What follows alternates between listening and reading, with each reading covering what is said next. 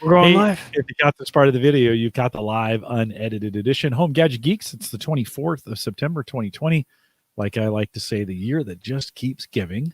We appreciate you being out here tonight and being in the live audience. Sorry that we went right up to the top of the hour, but we did. Joe, Brian, Ken, I see you out in the chat room. Thanks for coming out. Kyle is with us tonight.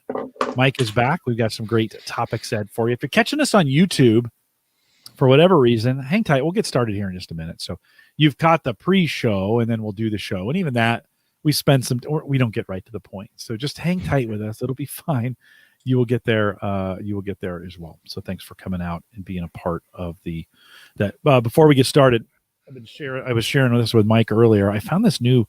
You guys know I like Jeffersons, and I found this new Manhattan mix from the company that makes Jeffersons.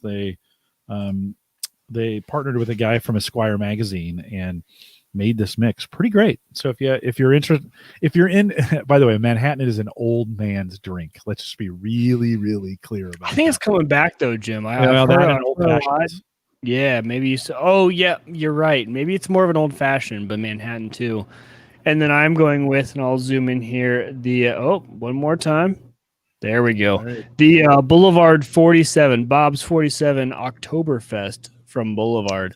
Obviously, Boulevard is, it's a local favorite for me. It's Kansas City. That's where I grew up. As a teenager, I wasn't consuming at that point, but fun always having a local brewery who does a fantastic beer. And my wife and I were actually at a tap house earlier, and we tried a few of the Boulevards that they had on tap. And pretty good, but their Oktoberfest, I will say, is better for me than a Sam Adams. So if we're looking for Oktoberfest recommendations, and if you have Boulevard in your area, I like the Boulevard Oktoberfest better than the Sam Adams. They're traditional. Did you get a Baker's? Hy-Vee. Okay.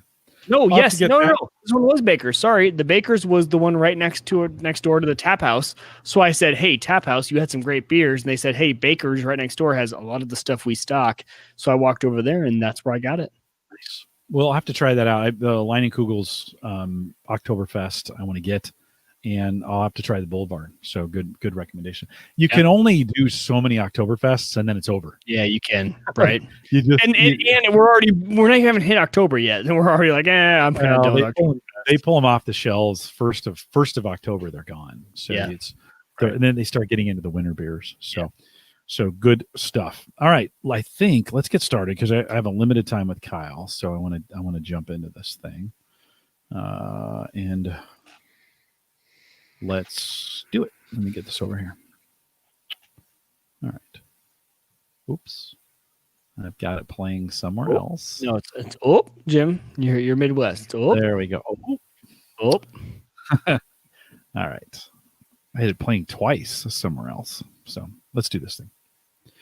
This is the Average Guy Network, and you have found Home Gadget Geeks, show number 461, recorded on September 24th, 2020.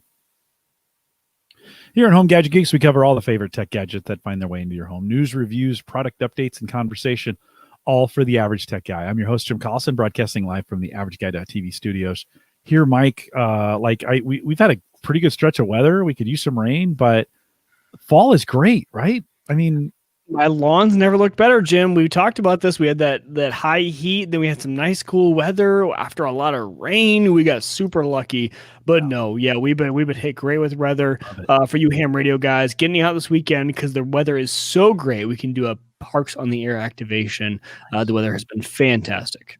Good. Well, of course, we post a show, world-class show notes out at theaverageguy.tv. This one will be /HGG461. Kyle Wilcox is here with us tonight. Kyle, I remember I got some feedback from you one time, and you said you had no idea what I was saying in the opening. I would say, this is Home Gadget Geeks. We cover all the you're like, I don't know what he's saying on there. I changed the music just for you. Can you hear it now? It's better. I mean, part of the problem is my fault because I listen at 1.7. So, no worries. It was really great feedback. Like, nobody ever likes to hear those kinds of things. You're like, oh, you mean I've been doing this for 400 episodes and no one can understand what I'm saying through the music? And it was true. Like I listened to it, and but I was like, that's just how good the podcast is. It was worth sticking through it. So even though they had no idea. I was saying. Rockstar guest when he starts off like that. There we go. He's just greasing the wheels. Kyle, we'll get to Kyle here in just a second. Just a couple community things. I'm going to do them quick, and then we'll talk a little bit more community stuff at the end. Big thanks to those folks that showed up for our first ever Patreon meetup tonight. So had about 9 gentlemen show up, and we had a good time together, including Mike. And so thanks for doing that. We'll do some more Patreon meetups again. If you're on the Patreon team and you didn't get a chance to join us, we'll do another one. So just make sure you're getting your emails from Patreon when I send them to you, because that's kind of how I know who you are, and make sure that email is up to date and such, so that you can get notifications of when we're doing these as well. So big thanks to those. And then don't forget the October 24th barbecue grill and smoker meetup. It's gonna be great. So if you haven't signed up for that, if you go out to theaverageguy.eventbrite.com, the event is listed. I believe it's listed out there. It's not. If it's in our newsletters, you can sign up at theaverageguy.tv/subscribe if you want to be notified of that. We got some fun stuff coming up, and you're going to want to be a part of it. Of course, if you have any questions and you can't figure anything out, just email me, jim@theaverageguy.tv. Kyle, good to have you back. You've been a big friend of the show for a long time. We kind of talked about that during the Patreon meetup tonight. Thanks for coming back. I appreciate it. It's fun to be here. So it's good to have you, and you've always got some interesting things, which I love to have you cover. Catch us up a little bit. I think it's been a year or so maybe since we've had you on the show. What have you been up to? I think life's been pretty calm and nothing big going on in the world. So I'm very pleased with the our second son. So he's 3 months old now. So had a baby in June, and he's adorable and fat and chunky and happy and sleeps through the night, and so couldn't really ask for anything better. So that's my most exciting thing. That's all true. It's right? all true. It's all true. Chunky babies are the best. I'll second that. That's good to hear. So, dude, you hit the lottery. Yeah, like that's not necessarily my oldest just had his first, and that child will not sleep. No, so that's rough. No, it kind of stinks. You've been busy upgrading some audio and video equipment. You've gotten a chance to look at some new stuff in the role that you're in, the school that you're doing. Walk us through a little bit. What have you been looking at? What kind of new equipment have you been testing? Yeah. So, with the changes in the world these days, and the idea of some kids, coming into school remotely, or, just the restrictions that are in place, we knew that video was going to be a bigger component of our school year this year. And so there's kind of two categories. One is, what's that going to look like in a classroom? And the second is, what's that going to look like for some larger group events, whether that's sporting events or chapels or choir, whatever, so any kind of performance that the students are doing. I think that a lot of the stuff I'm talking about here is great for a home user too, except for the fact that it's pretty much sold out. So sorry, I bought up everything, but not all of it's sold out. There's still some things they're just twice the price of what they're supposed to be. Yeah, that's true. So for video, there's an awesome company called IPEVO, and they've just made excellent document cameras for schools for years, but you just aim them up, and then they become a webcam, and people have been using them as webcams for years now, but the demand for these things has just spiked, with all the remote learning that's going on. But I got, really lucky and was able to get 20 of them on Amazon at the $99 price over the summer to outfit all of the classrooms. So everybody has those. And that I'm using, actually, the one that you're showing there on the screen is the one we bought at the school. And the one I'm using to make this show that you're looking at me on now is just their one step older model of this, the previous version, but still really good. So, when you say document camera, do you mean, is this a camera that's almost like a modern day projector from the kids who were? Yeah, essentially. Okay, so when we were going through school, so this is like the showing of the invisible slides, but this is the modern day equivalent of showing something to the entire class. But now, So they're using it for both showing those documents to the class plus their live camera? Yeah, I mean, I haven't been I hadn't bought these for my school before this, just because for most use cases, I just feel like there's better technology to be able to project the actual digital file on the projector screen. But there are some times when, especially like if they're doing manipulatives in math or some of the younger grades or whatever, then it is helpful to use an actual document camera. But yeah, so now everybody has them. If they need a document camera, the teachers can use them. But I mean, I've been using this one on my desk as a webcam for this kind of thing for years. And I love that it's on a stand is a huge thing to me, instead of having that clip. If you just get a regular webcam, it's like always falling off your monitor and stuff like that. So there's pros and cons with that, but yeah, that was gonna be my question was, so when you're looking at things like, why don't they just share their screen for a PDF? But this makes a lot of sense for like a math classroom where you're doing calculations or like you said, other scenarios where it's a live setting and maybe you're not using the whiteboard setting on the share the screen. You're more writing it out as you would, as most of us learned, on some sort of projector style system. Yeah. Okay. So those, that's just the device I'm a big fan of and works really well. It does have a built-in microphone, but I mean, it's the quality of a really cheap webcam microphone. It's not anything fancy. So I knew we wanted to upgrade the audio. And so I did a lot of research and just studying and trying to figure out what would work and what would work with the laptops that we have and everything. And Rode is kind of the first company that I know of that kind of came out with like a little a set like this, where I'm holding up two little boxes that are, if you put them together, they're maybe the size of a deck of cards, a little bit smaller than that for both of them. But one of them is the receiver and one of them is the transmitter. And then the one that's the microphone you can clip to a shirt or something. And then, a teacher can walk around the classroom and then it sends it back to their laptop. And then wherever they go in the classroom, their audio can be picked up and transmitted on if they're doing any kind of virtual. We use Microsoft Teams, but Zoom or whatever platform you're using for video, it'll just send it into your laptop or whatever device you plug it into. And those have been really, really great. Have you found that the teachers who use these, I mean, so I think what I have found at least is that there are people who don't even realize that audio isn't perfect everywhere you stand in a room, right? So, hey, I'm talking and I'm walking around while I'm presenting and my microphone is only on my computer. And there's a lot of people that don't understand that. The people that you've given these to, have they started to understand, hey, like the microphone is where I'm at? And, you and I, actually, we just demonstrated this before the live show.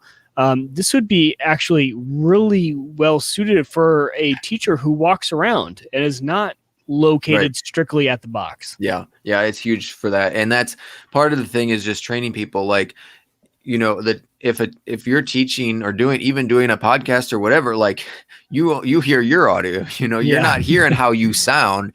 And so many people tolerate terrible audio, which, if you're doing it for 1 hour a day, you'll probably deal with it. But after 8 hours of listening to terrible audio, you probably have a headache. You're not going to be focused as well. Like, I mean, so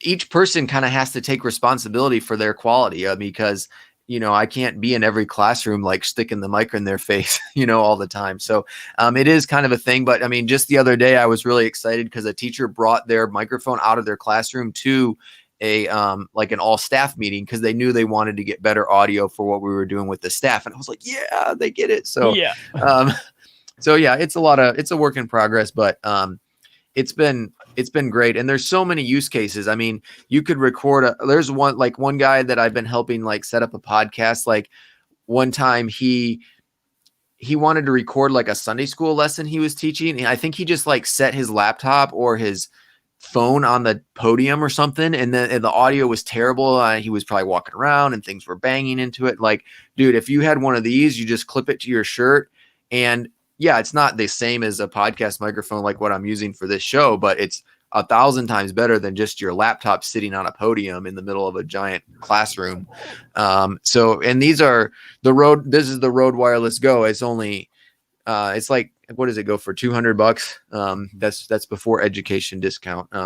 But that I get it at, but, yeah. So, I think it's well worth it. And there's other brands that are probably really good too. There's Comica Audio and, Sarmonic or something like that. So there's other companies that have kind of started copying them, but as far as I know, Rode was kind of the first. And so we've put them on. I put them on our chapel speakers because we're broadcasting the chapel for live stream video now.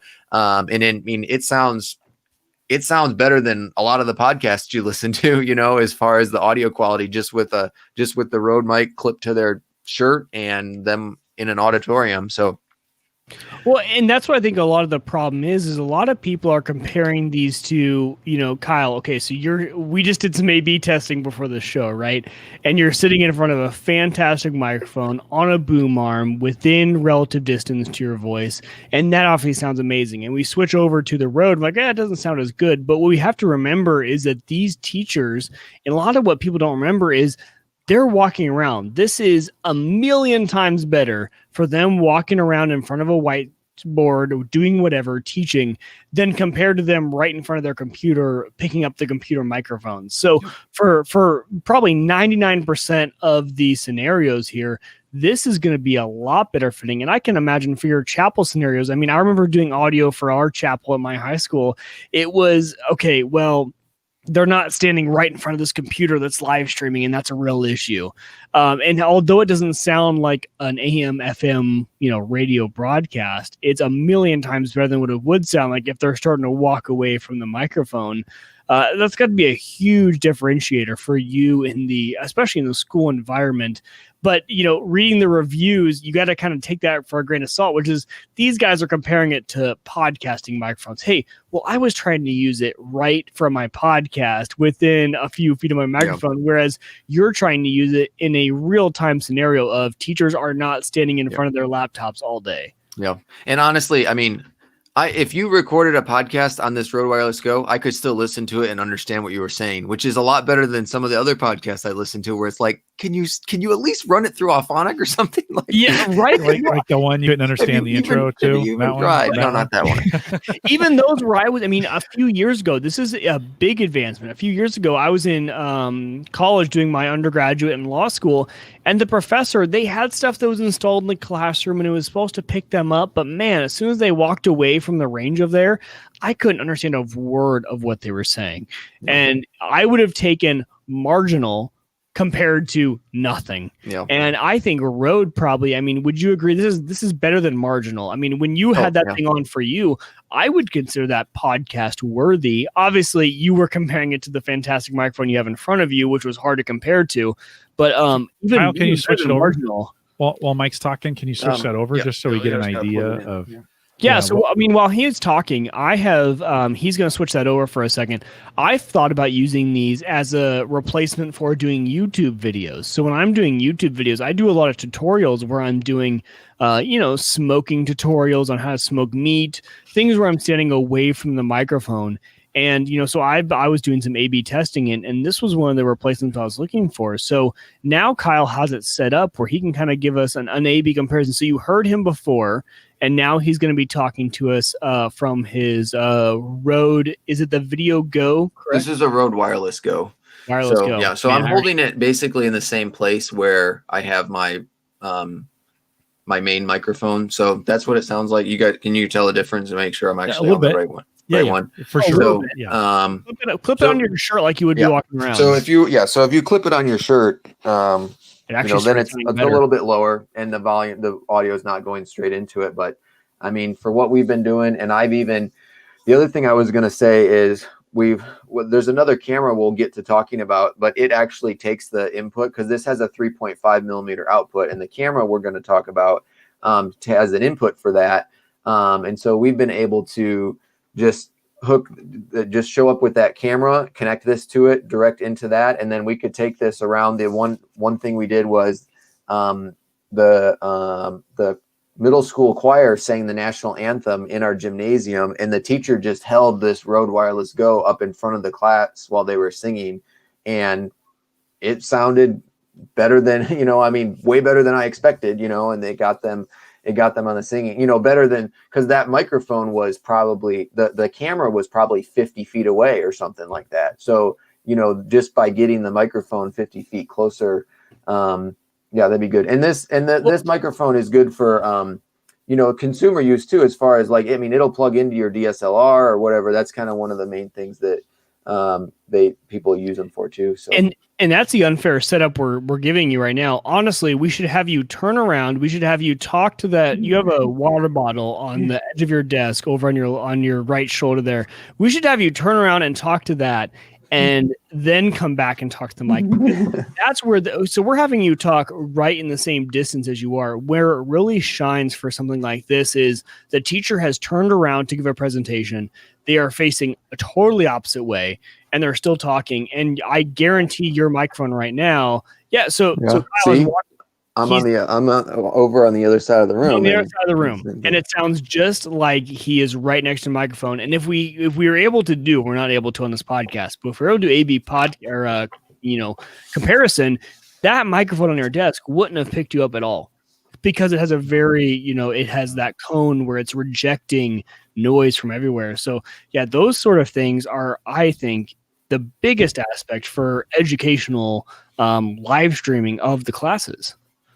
Yeah, I think they get I don't like them in the configuration you're wearing it right now, Kyle. I prefer it higher up on the, if you can get, right now Kyle kind of has that, low. I like it as just because I like the sound that it makes. I think it also has a lapel like mic that you can plug into it as well. Yeah, you can buy an additional mic for it. So. But hold that right up to your right there, and then yeah. So this is if I was talking like directly into it. They actually make an adapter that will basically make this like a reporter's microphone that you can hold it up and talk to somebody, put it 2 inches from their face, like a sports announcer or something, sports reporter sticking it in the athlete's face or something. So, and that's what this sounds like. This is not meant to replace your ATR 2100, your Heil PR40, your microphone for your podcast, right? That's not what this is meant to replace. This is meant to be, I'm away from the microphone, I'm doing testing, I want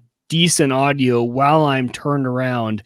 And again, we can't do it on the podcast, but if Kyle were to turn around and talk to that water bottle, we would be able to hear him on the road. We would not be able to hear him at all on his microphone that he has on his desk. And so that's kind of the difference here of, okay, while these instructors are walking around, I'm at least able to hear them adequately. And obviously we have Kyle. We prefer him on his very nice podcast mic while he's on the show. But for a professor or for a teacher, that's a big difference in audio. Yeah, I agree. Kyle, I hadn't even thought about the application of in a classroom carrying it around and then handing it to a student to give them to give them better audio for that. For them. Hey, just hold on to this. Go ahead.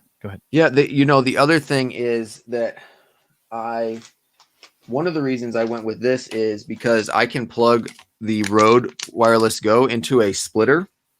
And then the splitter sends one signal into the laptop for the remote students, and it sends the other signal in real time through a set of PC speakers that are mounted in the ceiling and amplifies the audio for the kids in the room. And it's a really cheap hack, but it works super well. It's a really impressive what you can get out of. All of our classrooms have PC speakers mounted, but even for live audio, it's been really good. So that's another use case. So explain that again. You've got the microphone from the Rode Mic Go, the built-in one going to one source, and you've got the auxiliary jack from something else going to another source, to another. I'm splitting it with this cable. Okay. So on one end is the Rode. What's on the other? No, the out. I'm splitting the output from the Rode. Gotcha. Yep. Gotcha. Yep. One's going to the Zoom or whatever it is, and one's going to the internal PA system of the guys who are in class. Okay. You get remote and local at the same time.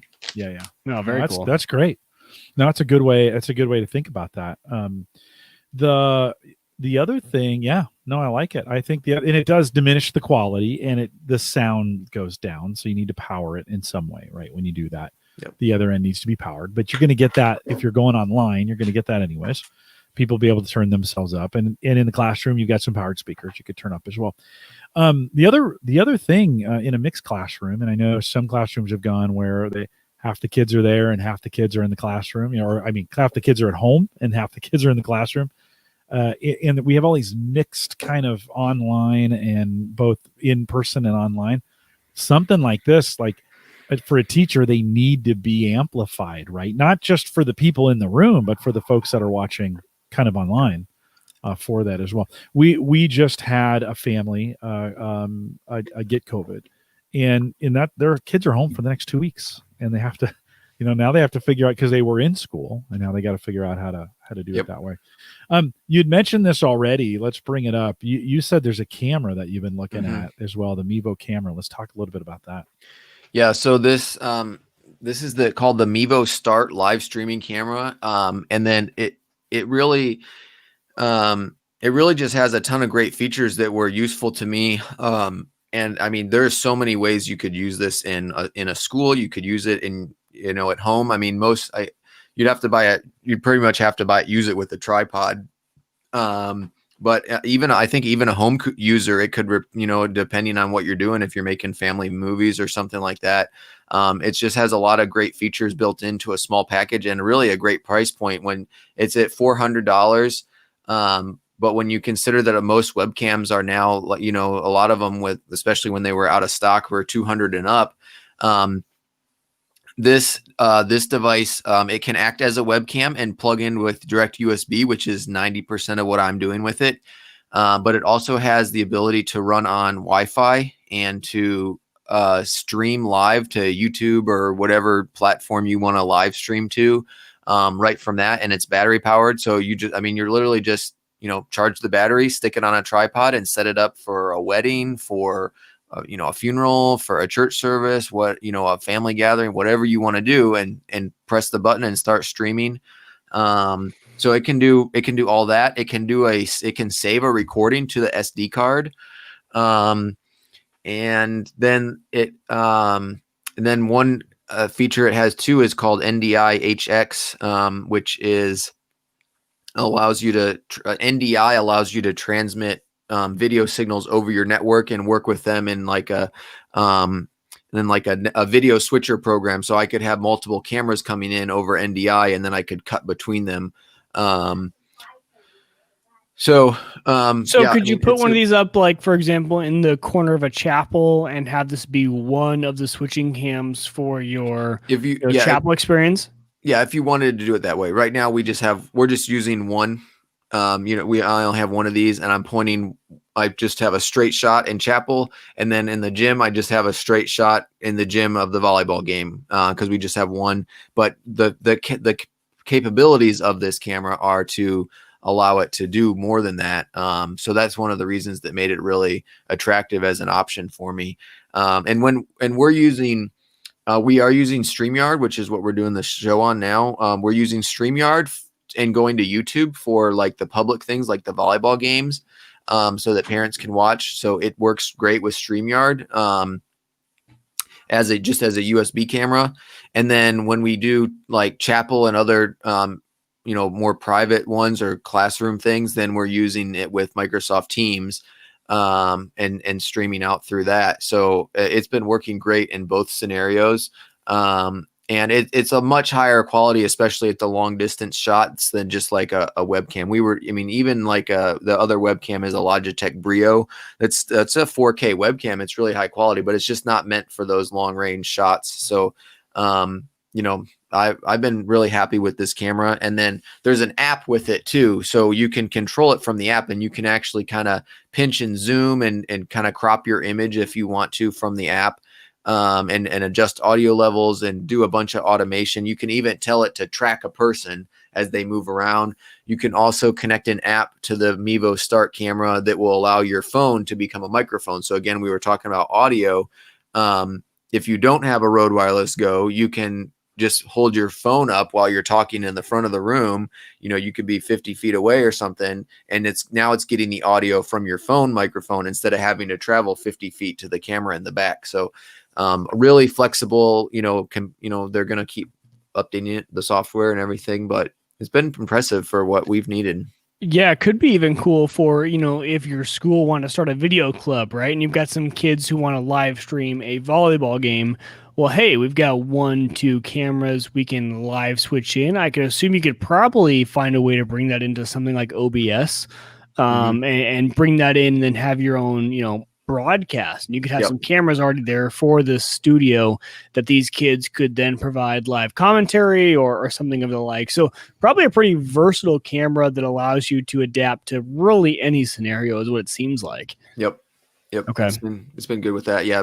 We use, it would work with, if you use you could do it on USB, it would go into OBS, or you could do the NDI version to OBS. And then I usually use vMix, which is like kind of a paid version of it's the same concept as OBS. I've been a big fan of vMix.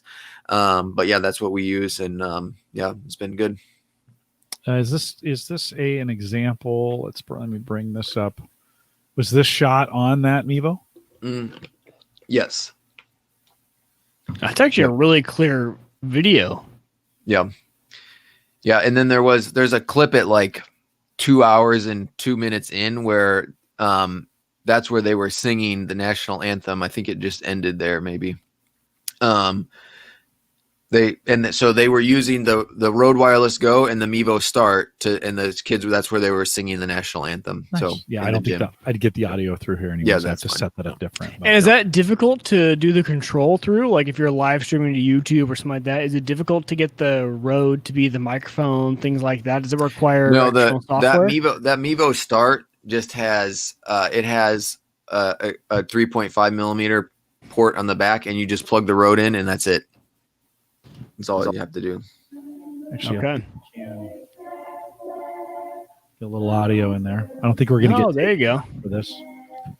It's pretty quiet, but yeah, I can't. There's not much I can do to bring that. Well, hold on. Yeah, there is.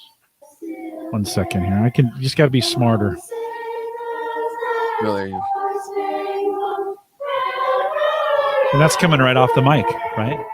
Which is right. That's the off the Rode Wireless Go. She's holding it. The teacher is holding it, which I didn't know she was going to wave her arms around and direct the choir while holding the microphone. So there's a little bit of like wind noise, but it works. Still, it's better than it coming off straight from the video camera. Yeah, like most times 50 feet away. Yeah. So yeah, $400. That's not. Yep. That's actually not a bad $400 investment. Yeah. Like, there's a lot you could do, and if I wanted that to be my webcam, like I could use it as a webcam, right? This way, and then take it off the mount. It looks like it mounts pretty. It looks like here it mounts pretty easily. I could pull that thing off and take it with me if I needed to for other shots. And backup recording to an SD card. So I mean, you could use it as a camcorder essentially. You know. Yeah, that's all through the back there. Yep. Yeah, you get kind of a nice. Now it's 1080p at 30 frames, right? Yeah. So you're not getting. So it's not the highest. Nope, it's not the highest end on as far as it's not going to do 4K. It's not going to do that SD card frames, but right. But that SD card, I'm assuming, is right down there at the bottom of it, right? Which is great for something like sports broadcasting or chapel broadcasting, where it's hey, you got kids running the show, right? They want to do a video club. But something got messed up and we still need that recording out there. We need a recording of graduation. Sorry, like you messed up. Having that secondary recording has always come in handy, even from if this is your main camera or a secondary camera. I could see that being a huge benefit. Yeah, I like it. That's something to think about.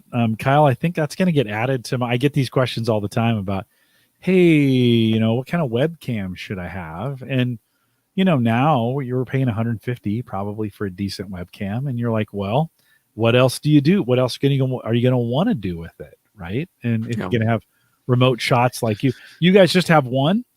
That's all I bought so far. Yeah.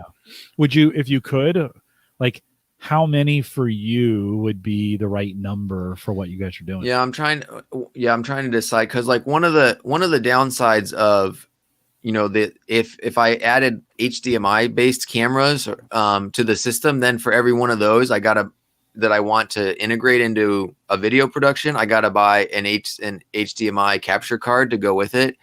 And those are just a pain, especially when you have middle schoolers tripping over cords and stuff. So I don't know. I'm interested in options. I don't know what I think you can actually combine the two of the Mevo starts together with their software, or at least they said that's a feature that's coming. Like just 2 Wi-Fi Mevo starts and set them up and just control them in the app. I probably would use vMix or StreamYard or something to do that, but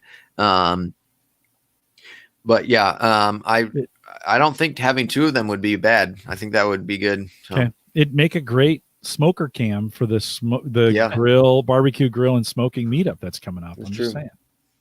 It'd be nice. It could stream now 6-hour battery life, right. But I'm assuming with this plug right here, I can plug. That's the 3.5 millimeter, and the one below it is the USB Type C where you can power it. Gotcha. Okay. And they actually have an adapter that does Ethernet and power. If you have a power over Ethernet cable, you can actually power it and send Ethernet to it.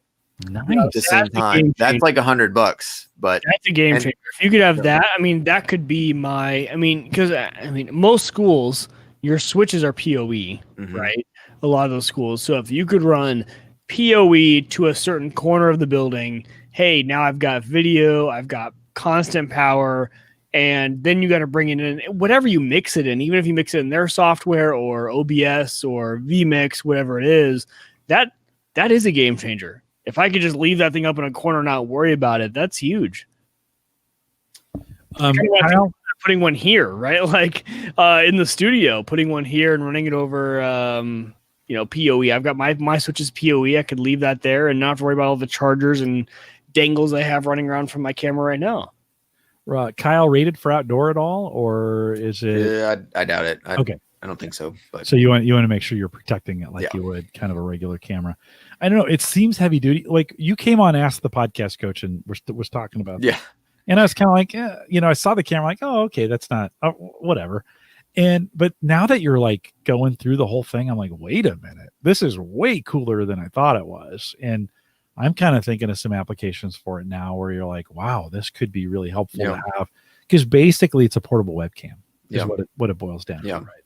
Or, I mean, could this be a security camera? I mean, what I heard was, I wonder if it would. I wonder if it's plugged in all the time, if you're gonna like rot the battery or something, That's a good point. And with PoE for 1080p 30, I can get this for $50 for a PoE. You're right. It's not the same. Yeah, it's a good idea though, Mike. I think you're thinking along the right lines. I like the idea of if you've got several outlets, Kyle, as an example at your school, you could have different permanent outlets that are ready to go, and then you could have a couple cameras that they're not there all the time. The students check them out, plug them in, record the event. After the event, take them down, put them away, right? Yep. And so you've got some options kind of based on your point of view and what you want to do. So no, that's super cool. And $400 is not unreasonable for that. And I think one thing that we almost glossed over just because I'm not using it this way, but it's live streaming from a Wi-Fi camera, like no laptop. I'm not using it that way, but no laptop, no StreamYard, just push the button. You got to set up the account on your phone on the app, connect to it and configure it. But then after that, it's just go live on YouTube, Facebook, whatever platform you set up. And that's it. It's just a camera on Wi-Fi and battery. So for some people, that's all they need. Yeah. For a lot of schools, especially sporting events, if I put this in the press box of a football game or for a volleyball game, indoors, basketball game, that's going to be a million times better than what they had before. For especially streaming a sporting event is what I'm kind of thinking of. Or, you could do it for any sort of, production event, choir, band, whatever. I didn't even think about that. You're right. That might be the undersold thing here, is that for $400, you're getting an all-in-one production studio. Hey, put this up, connect it. The game is live. and you're good. And for a lot of people right now, that might be worth it. Yep.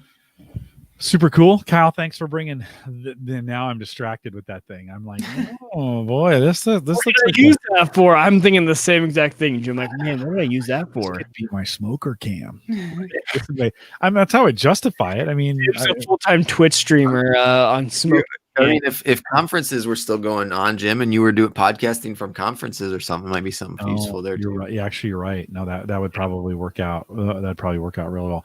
Kyle, since we've got you, it's buried down in the notes, but I want to ask you, as from an Xbox perspective, we haven't talked about the Xbox announcements at all on this show. That just has not made Entertainment 2.0. It's on there.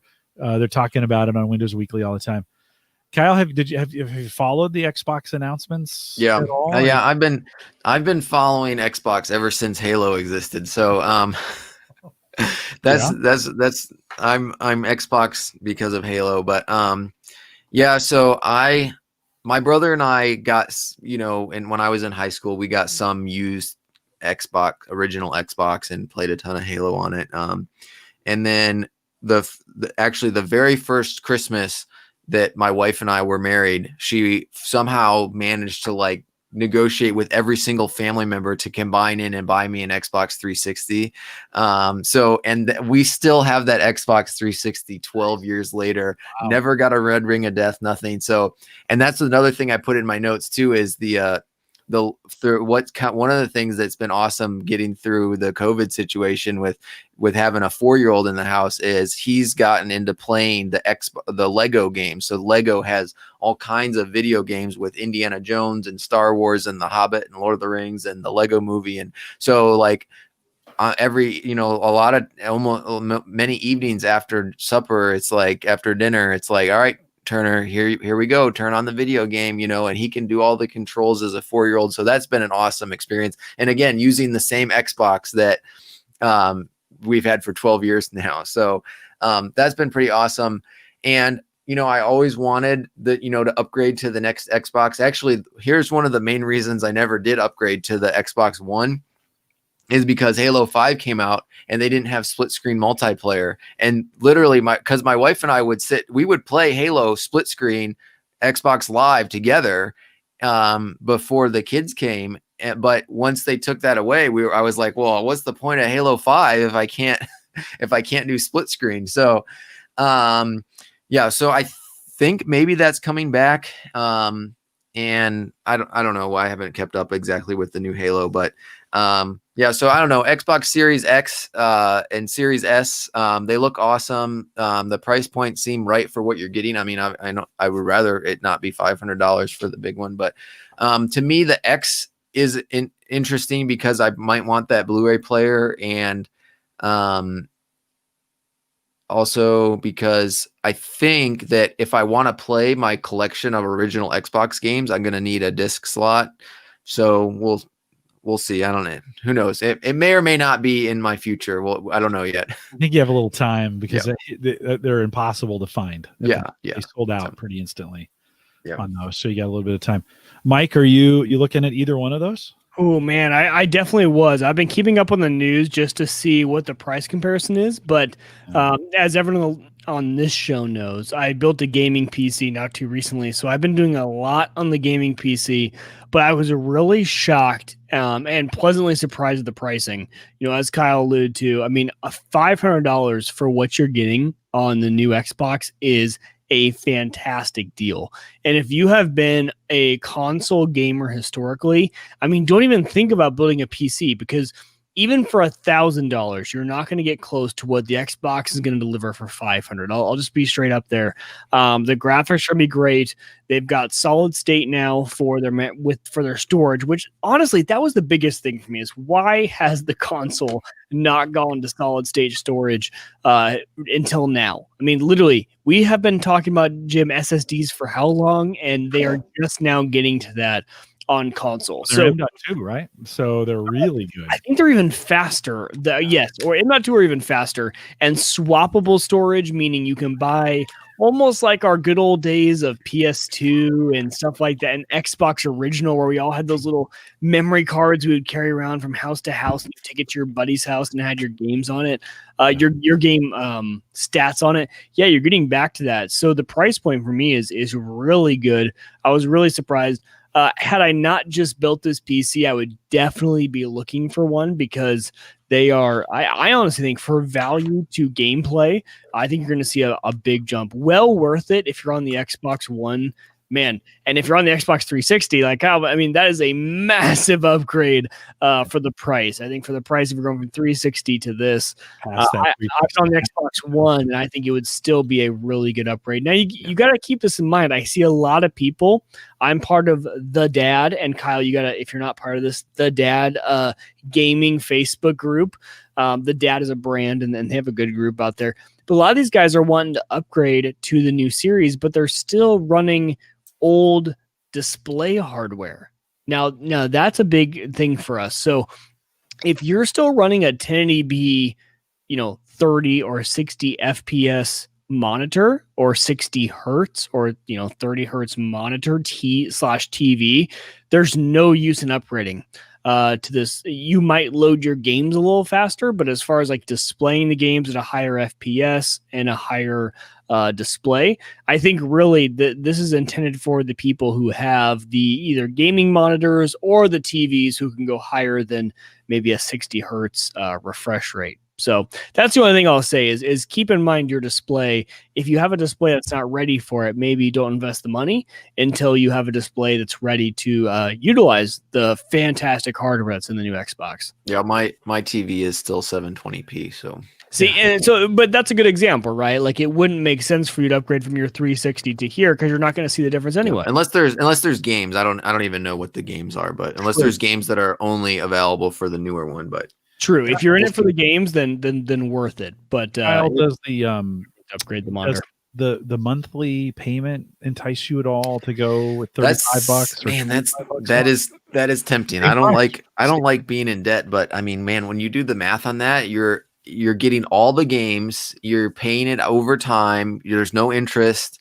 Like, man, I mean, you add up Amazon and Disney Plus and YouTube Red, and it's like YouTube Premium, and I'm like, wait a minute, that's the same as that. So, I mean, I'm not going to cancel those things just to get it, but yeah, I just wonder if that gets you $5 a month. Yes, normally I don't do kind of those payment type things, but it's a good value. It is a good deal.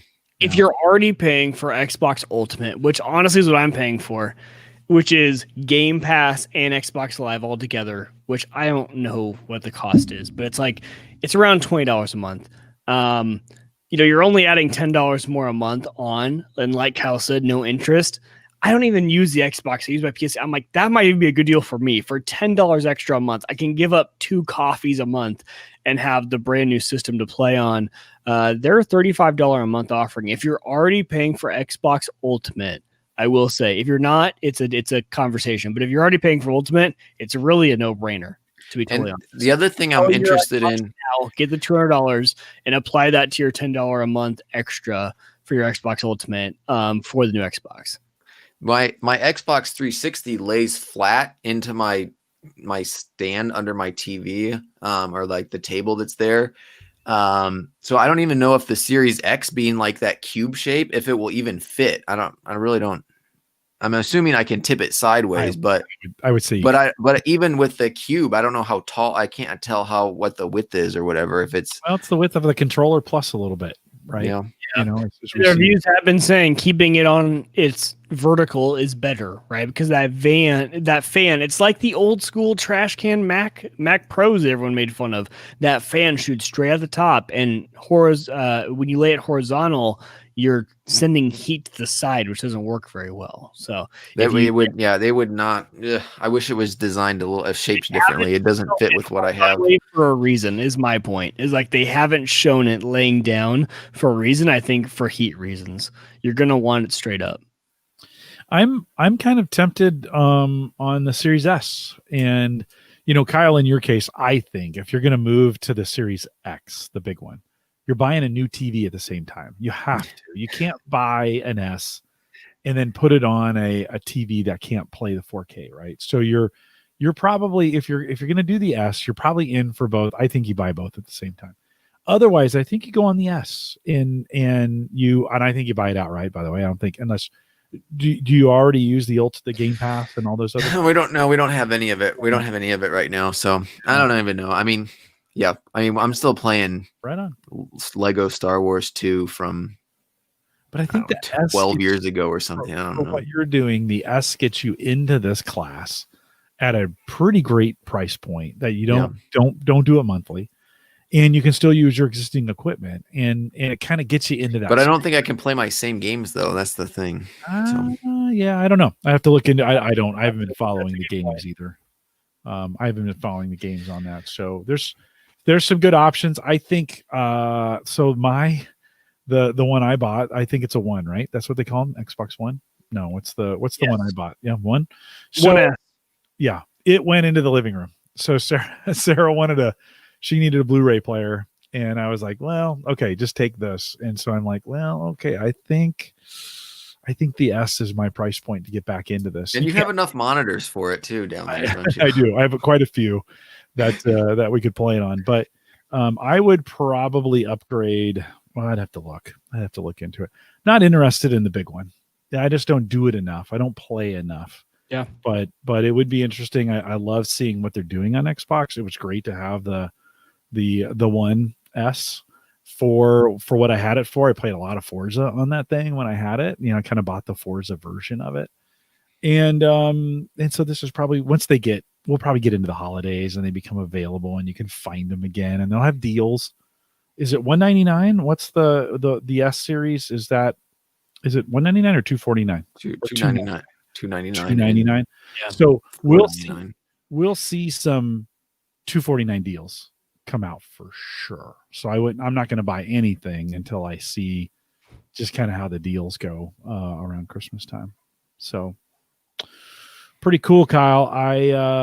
It's a good conversation, and I think it's for a lot of listeners. It's they didn't go with the Xbox One version of whatever, and now they're kind of thinking like, oh, maybe now is the time.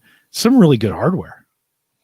It's great hardware. I mean, the upgrades there were just overall great. I don't think you can argue with that. I don't think you can argue that the hardware specs were not adequately upgraded. Yeah. Now, but Kyle's concerns on whether you can play old games, things like that, those are valid concerns that I don't think we know the answers to yet. Yeah. No, for sure. I just think we've got some, and you know what? We got some time to work through it. We don't have to make any decisions right now because one, you can't buy them. They're not. They're all. Or if you're PC master, you're already playing these games. Look at me. I'm like, I just built this PC. I'm already like, yeah, PC's great. Look at it. I can play it whatever FPS I want. Just upgrade if I don't want to buy a 3090 GPU, that's a thing. We haven't even talked about those releases yet. Yeah, Jim, can I tease two other things that I got on my list here? So we don't have time to go through this whole thing, but I'll say that I'm going to do it on here so I can hold myself accountable. But my plan is to write up a blog post that explains how I got PFSense running in Hyper-V on my home network, and it's double natted. So my internet comes in through Comcast, and then that goes to my main router, and then PFSense has an internal IP that acts as the WAN, and then it goes out of PFSense, and I'm actually running on my double natted PFSense right now as my router. So the only computer that gets access to PFSense is my computer. The rest of the house and all the Wi-Fi is all on just the Comcast and then the Asus router. So that was an adventure, and someday I'll explain that and make a video and go through it and stuff. No, that's interesting. You don't have, and I think this is true for a lot of Americans right now. You don't have the ability to bridge your modem or your router from. You said who's it from? Who's your ISP? Comcast. Comcast. So my modem into the one router, right? So you have to be double NAT if you want to run anything internal for routing. I don't know because I have a modem. It's actually I bought the modem. I think it's the Zoom brand modems, and so it's my modem. and it goes Ethernet out to my current router. Now, I don't, one of my questions was, what happens if I plug that modem into a switch?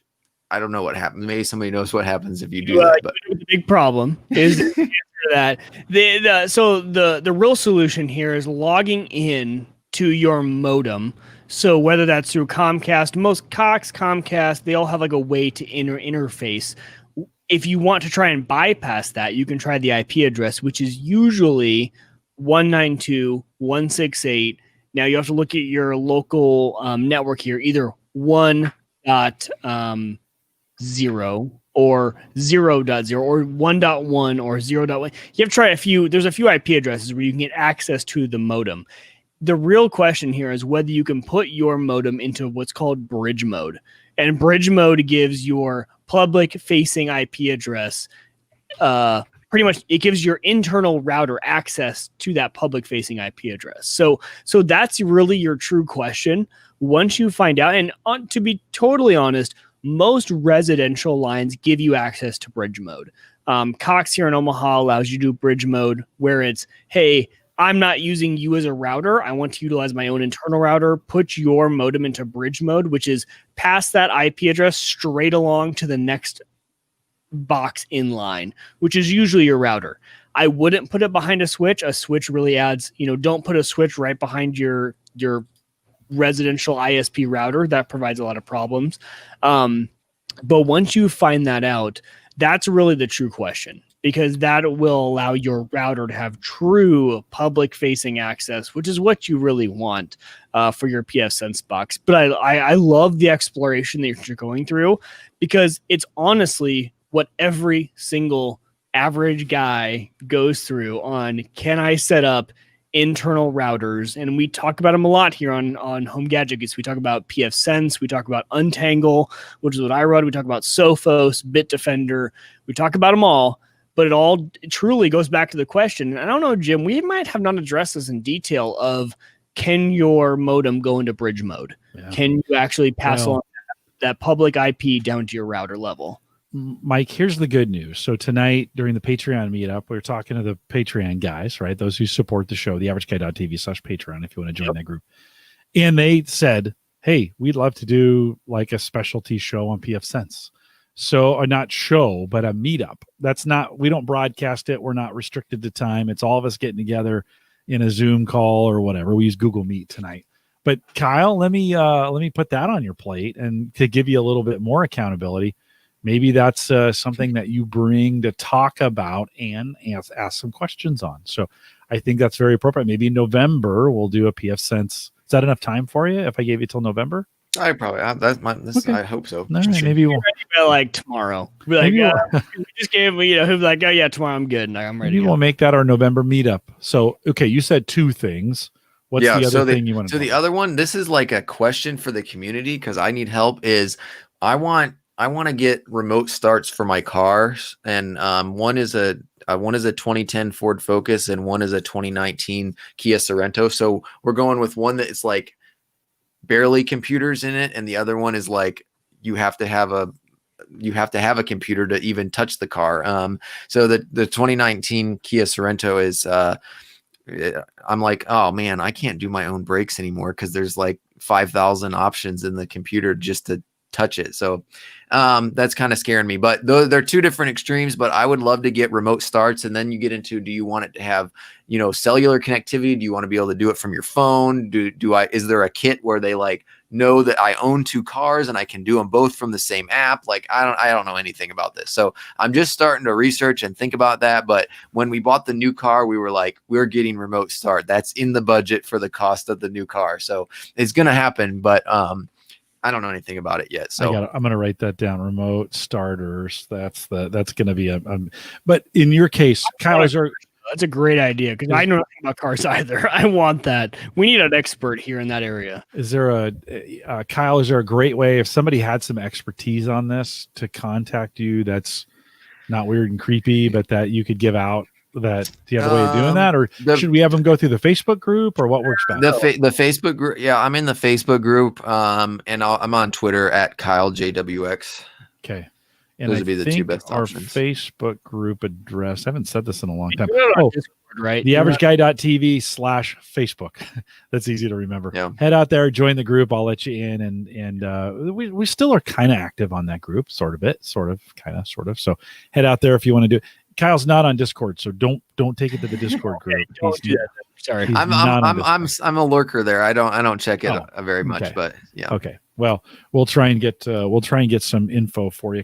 That's actually a great segment. I had to do more on the show is have the guests ask for what do I need help with, and then get some of those things started. Because I'm sure there's some expertise out there in Car Stars. Kyle, thanks for taking the hour. I appreciate you and your what you mean to the community and just the longevity. You've been around for a super long time. I think you were like 7 when you started hanging out with us. Here, you were just a kid. I'm pretty sure you were a teenager when you started. I still consider Mike the new guy. So So you are. He's been hanging around for a while. He won a Drobo at an old school meetup a long time ago. And I left it drive in it by mistake. Sent him home. I should be like, well, Kyle's the co-host and I'm the guest at this point. No, it's all good. Kyle, thanks for jumping in. You're a busy guy and I appreciate it. Thanks for jumping in tonight. Yep. I think I'm going to bounce out while you guys close up. So. Yeah, no worries. Thanks for doing that. Appreciate it. Have a good evening, Kyle. Thanks guys. You bet. Thanks for jumping in. Hey, a couple things. So we threw Kyle in right at the start so I could cover some community stuff. I'll cover those now here. Just a couple reminders, Mike. This is the last time I'm going to mention this for a while, but HelloFresh, right? It's not the last time. It is. It is actually. Kyle mentioned StreamYard, and in October, we're going to cover StreamYard. And so you can go to theaverageguy.tv/StreamYard if you're interested in doing what we're doing here. I'm going to kick Kyle out. So there he goes. There you go. So if you're interested, I can't be on the left. There we go. If you're interested in doing stuff like this, maybe you want to do a podcast, or maybe you want to record meetings, because StreamYard's great for some of this stuff. So that's the October. They're the October sponsors. So you can go to theaverageguy.tv/StreamYard.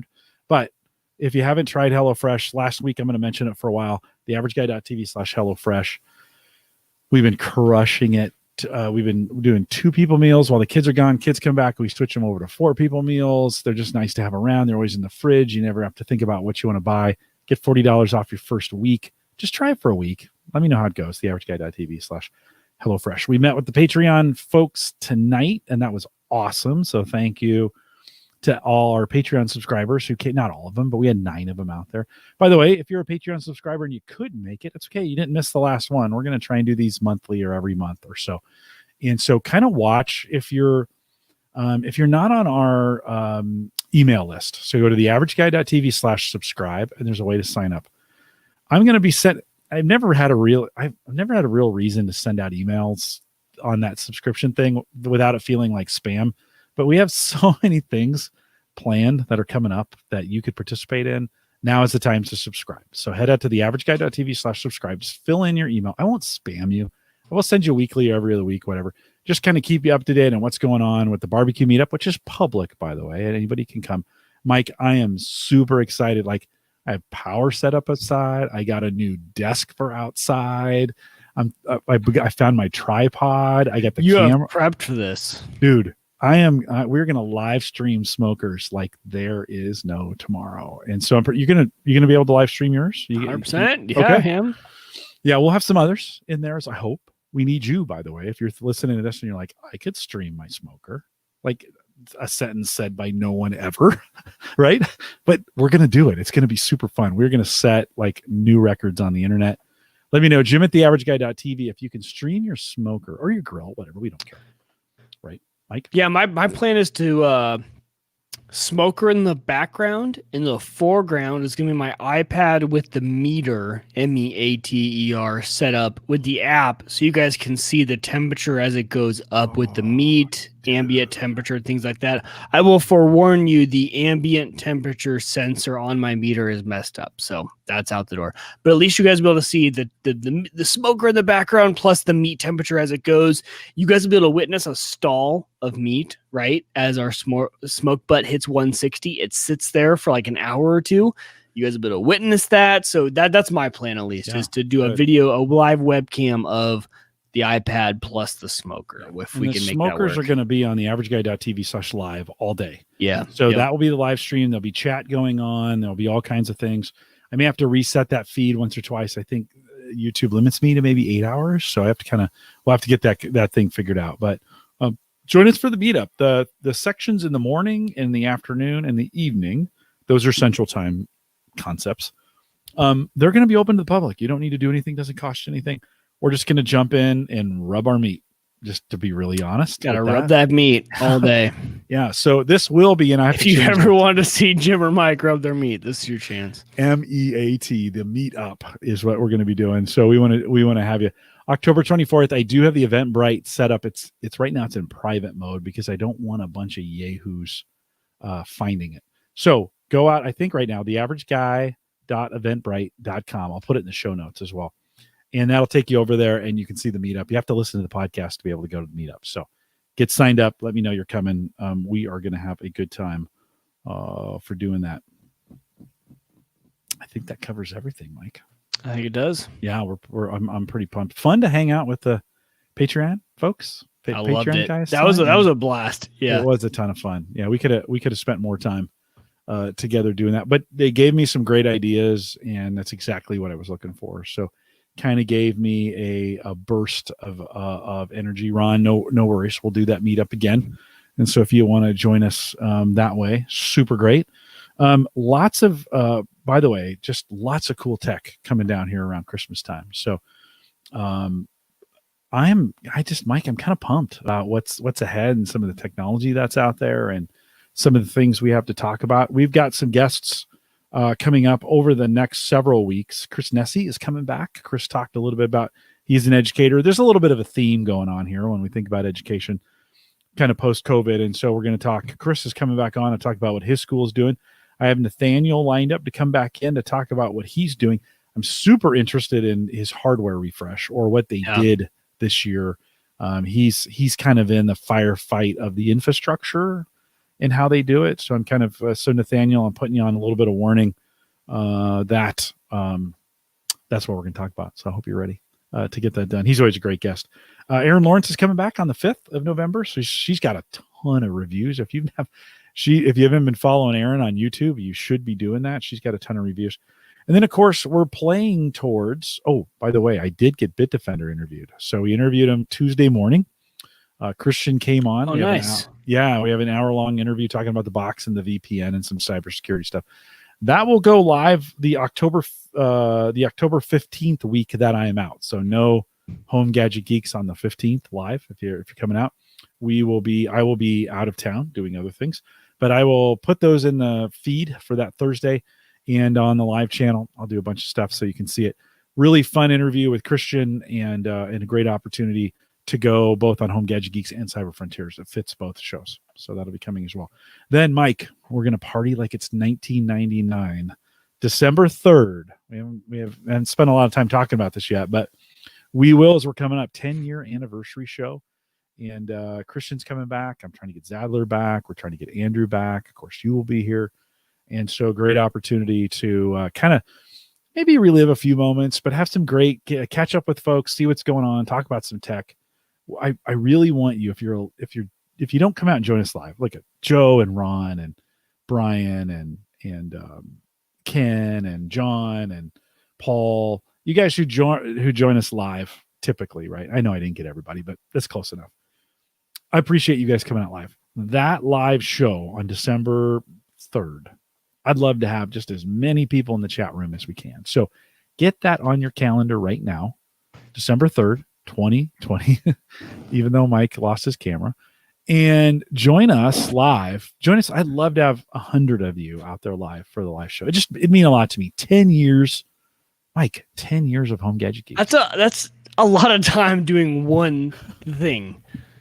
I told Jim 5 years. I've been with him 5 years. It's been the longest I've done anything. So 10 years. Yeah. Can't imagine. 470 some shows. I'm not exactly sure. Tilted in video because I went and grabbed my camera to reset it. This is supposed to be. There's an Xbox up there. Oh, all my liquor is up there. I probably shouldn't show that. Oh, yikes. So we are. No, it's okay. It's just empty bottles. I keep Jefferson's Ocean. I keep the bottles. It's just one of the things I do. We are live every Thursday, 8 p.m. Central, 9 Eastern, out here at the AverageGuy.tv live. Right on your calendar right now, December 3rd, 2020. Get that. You're going to want to join us live, 8 p.m. Central. Listen, I don't really care about time zones. Just a bit, 10 years. You can stay up late or wake up early or whatever, right? Set that time aside. Make sure you're streaming us. Make sure you've got the app downloaded. It's still available out there if you want to get it. Make sure you can join us live December 3rd. But we are live every Thursday, 8 p.m. Central, 9 Eastern, out here at the AverageGuy.tv/live. For everybody who came out live tonight, thanks for doing that. For the Patreon subscribers for the meetup, make sure you get signed up for the October 24th meetup. With that, we'll say goodbye, everybody.